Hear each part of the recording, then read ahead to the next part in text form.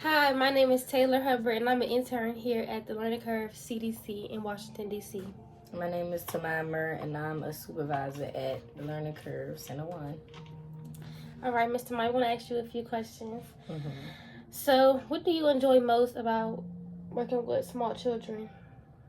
The way they learn, the way they pick up on things, the way they create things, just their creativity.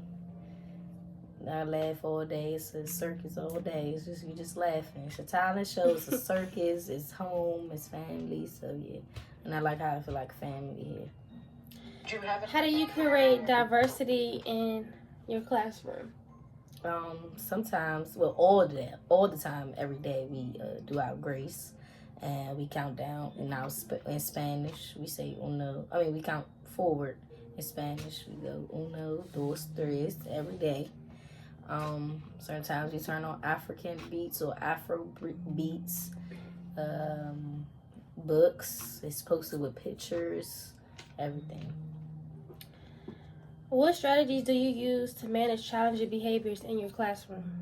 I guide them to the next activity. So if they're feeling some type of way about one particular activity, I just provide them with other options, or I approach their feelings. I ask them what's wrong. I address it. I ask them what's wrong with their feelings, and then I comfort them, of course. How do you communicate with your parents effectively? Through an app called Brightwheel. I call them, have conversations with them for hours sometimes. Send emails. Sometimes they will have my work number. And I just talk to them when they come through the door, like, hey, how you doing? Anything. I send pictures, videos throughout the day of them. But mainly Brightwheel. Okay, and how do you communicate with your team members, your staff? We do team meetings weekly, every Wednesday. Most of them have my number, so we're in a group chat or through email, and we communicate professionally, or like the communication is good. Like, so the same way we do our weekly meetings, and we talk about what we should do moving forward, what we need to work on, upcoming events. Sometimes we about to eat, so different things like that. Can you tell me about a typical day in your classroom? Okay, so 8 o'clock, they're coming in, eating breakfast from 8 o'clock to 8:45. That's what they're doing. Then from 9 o'clock to 9:30, we're going over what we learned throughout the week, or what we might want to share, or what date is it.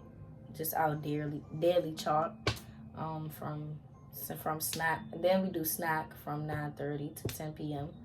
Let them eat snack.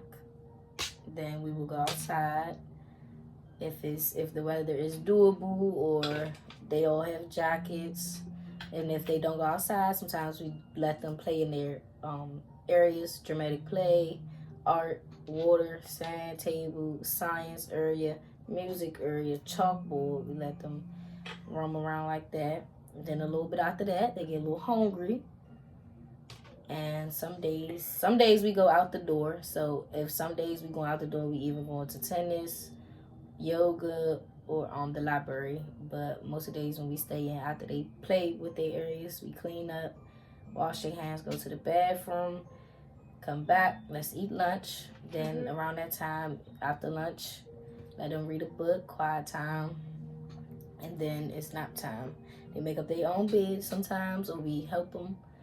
They take a nap for 2 hours and 30 minutes.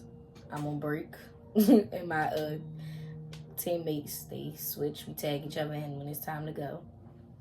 After they wake up for a PM snack, wash their face, eat their snack, go back, brush their teeth, come back, and then it's dismissal time. How do you incorporate play-based learning into your daily curriculum? So sometimes I will let them, like, they're the teacher. If they're taking care of their kids in their daycare, sometimes I will let them go in dramatic play. Let's see what we cooking today. Let's cook a pizza. Let's cook a cake. That's one way I let them. They do their everyday lives. Sometimes they want to dress up as a firefighter, a mailman, a police officer. So that's how I incorporate it. And then with science, I just let them create whatever they can. Like I'll look up something and I'll show them, and then they'll give it back to me in the way they wanted to. So I just let them be creative and play at the same time, but also learn too. How do you celebrate the children's achievements, big or small?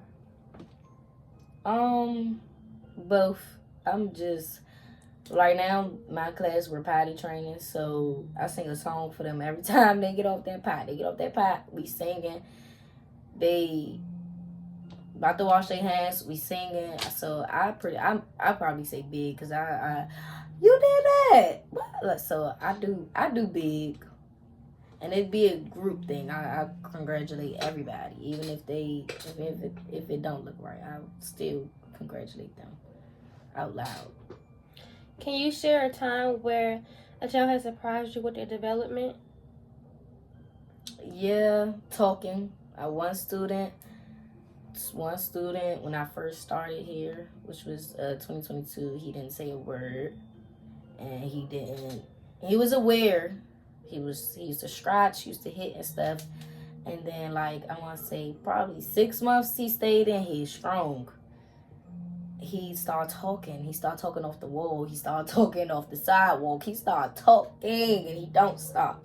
That surprised me because I really thought, like, all you had to do was talk to him, understand him in his way.